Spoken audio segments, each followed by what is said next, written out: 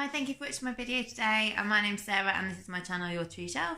And today I'm going to film a video which I absolutely love watching from other people, and that is my favourite books of the year so far. So far this year I've read, should have looked before I started, I think I've read 31 or 32 books so far this year. And that's not including the ones that I'm currently reading. And I've chosen my top 9. So I didn't have a number in mind to start with. I just basically looked at my list on Goodreads of the things I'd read, and I thought of all the books that have left a lasting impact on me, that I kind of feel like, you know, when you finish a book and you just want to hug it because you love it so much.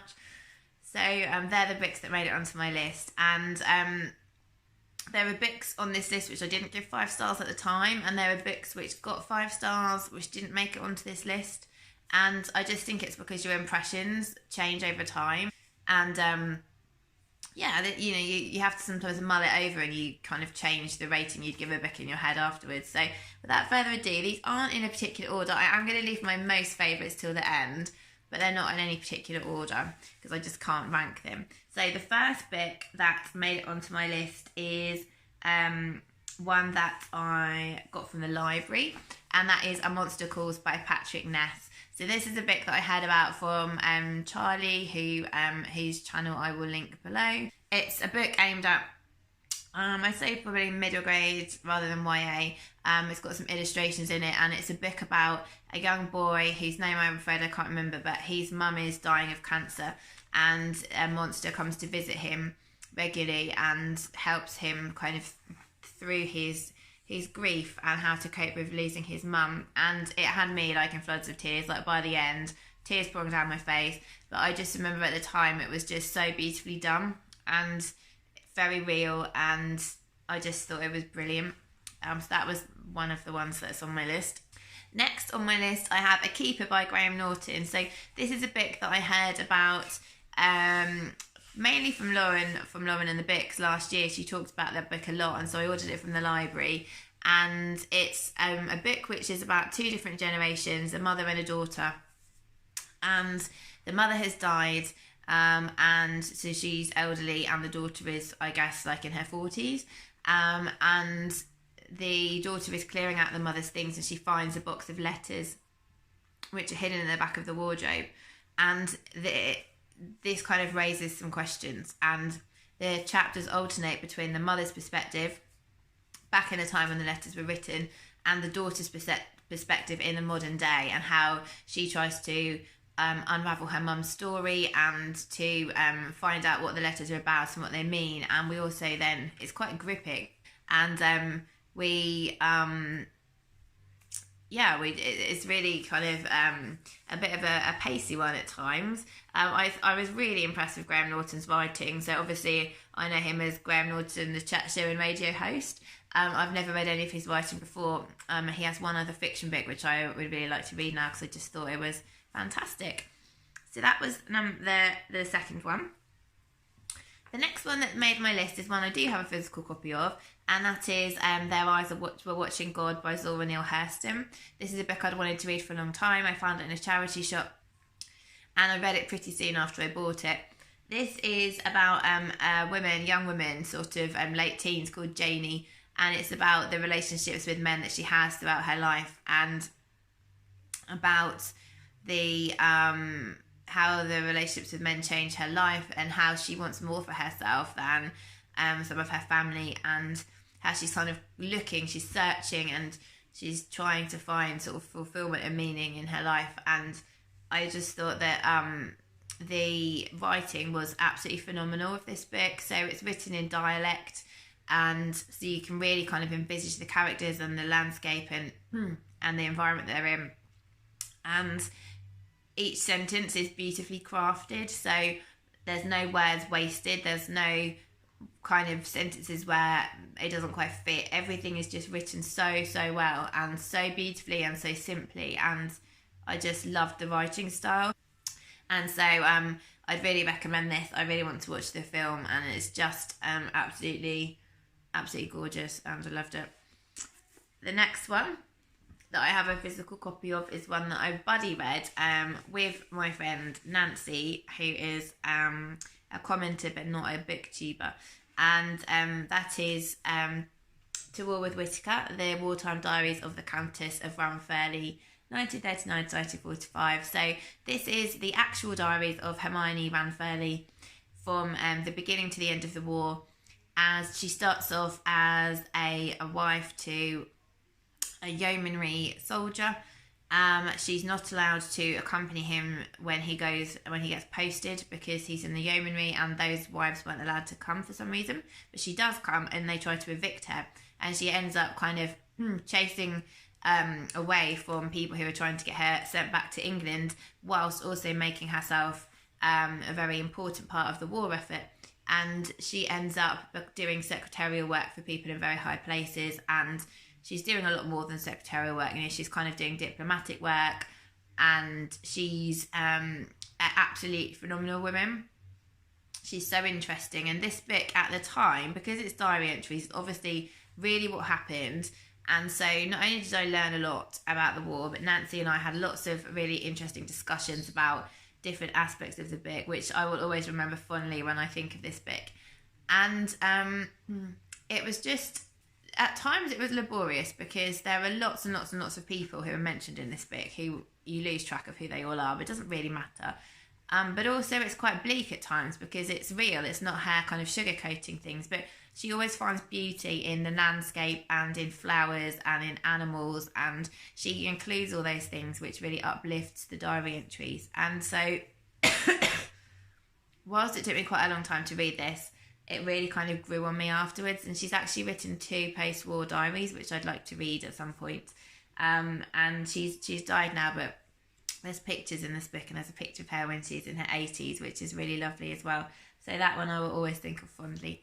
It was also my granddad's book, and my granddad has died now, sadly. But when I opened it, I found just this little note inside that it was in my granddad's handwriting, which was a really lovely thing to find as well. So extra special for that reason.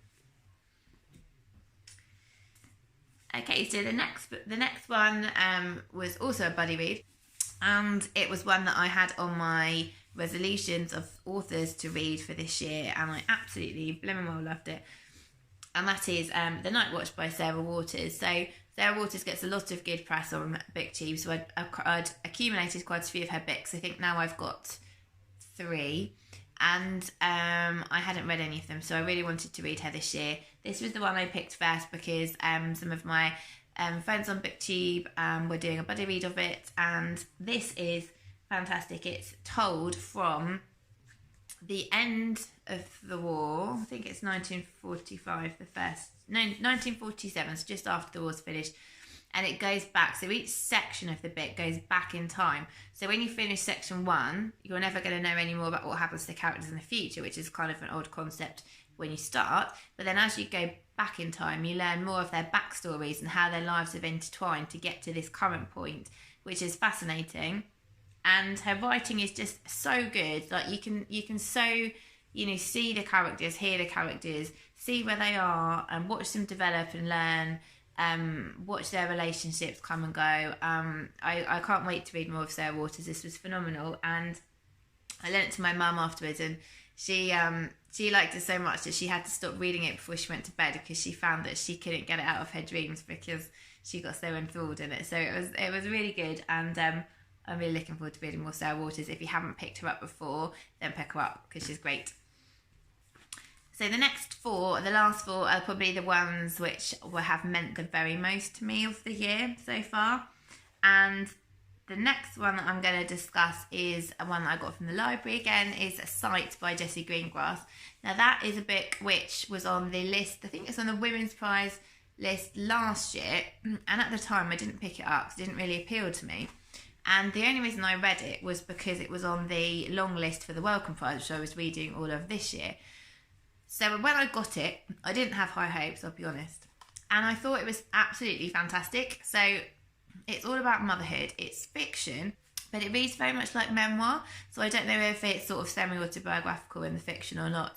But it starts with a lady who, you never know her name, and she's the protagonist. And she is trying to decide whether or not she wants to have a baby.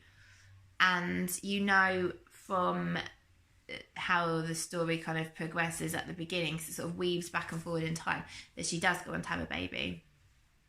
And it talks about her relationships with her mother and her grandmother, and her relationships with her daughter. And I think if you're not a mother or a father, I don't know if you'd get as much out of this book, because it talks through feelings that I don't think you can experience the same way. Like, for instance, having somebody who you have to put before yourself all the time, and having somebody who takes up, you know, a lot of your waking hours and your nighttime hours, and the demands that are put on a person. I don't think you ever really appreciate that before you've had children. And so it talks about the kind of dichotomy of when you're with your children, sometimes you just want a bit of space and you just want to be able to kind of sit down and do what you want for a little while, but then when you get some space from them, you want them back. And it's just kind of, it puts it so well. I don't think I've read anything that's described motherhood just so aptly for me. Jessie Greengrass, I think, has written a short story collection before this, and I haven't read that, but I'm really looking forward to seeing what she writes in the future, and I should read the short story collection, because I just thought the site was so brilliantly done. I was a bit gutted it didn't make the shortlist for the Welcome Prize, but never mind. So my top 3, in no particular order. So the next one I'm going to have to, it's a bit of a controversial one, I guess, because I haven't actually finished reading it yet, and I haven't actually got it next to me. I'm just going to go and get it. So it's a book that I got from the library on the recommendation of Charlotte from Tired Mama Choice to Read. I'll link her channel, because if you don't watch her, you must, because she's amazing. I'm only halfway through, but I just know, because I love it so much, I know that it's going to be one of my books of the year. And so even though I haven't finished it, I'm sure it's not all going to go wrong from here out. And that is Waterfalls of Stars by Roseanne Alexander.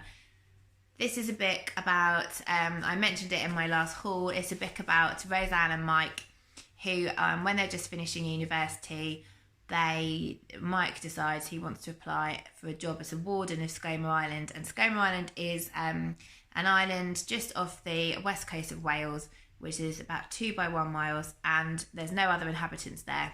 And it's a colony for wildlife and birds and seals.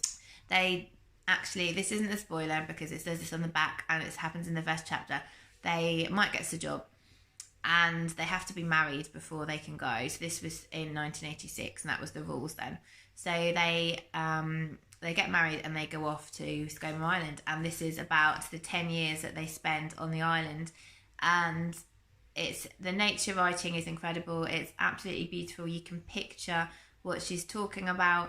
It talks about like the animals, the birds, the flowers, the sea, the rocks, the boats, the isolation, what it's like, you know, how wonderfully kind of safe she feels on the island, and she doesn't miss being out in the real world. And it talks about kind of the cold and the heat and the wind and the storms, and you know, what it's like having to make all your own food from scratch all the time, and how their provisions go, and they can't always get to the mainland to get more because of the weather.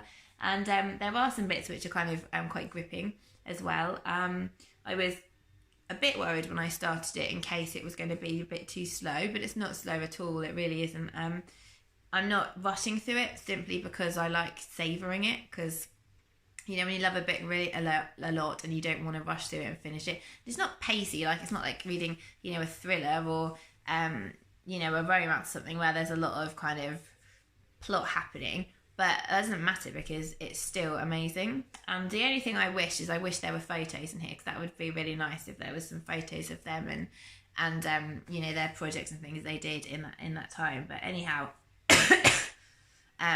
this is yeah, absolutely fantastic. Go and read it. Yeah, can't recommend it enough. So that brings me to my top 2. So my top 2, one of them I heard on audio, and it is called Mariana by Susanna Kearsley.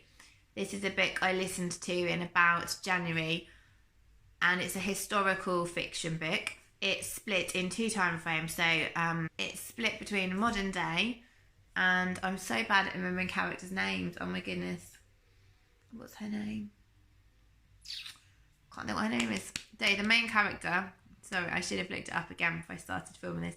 The main character is buys a house that she feels like she may have, she's just drawn to this house, and she buys a house, and she buys the house, and then when she moves in, things start happening, and she ends up moving back in time to when she used to live in that house in a previous life in the 1600s. So, and it flips between her life now and her life then.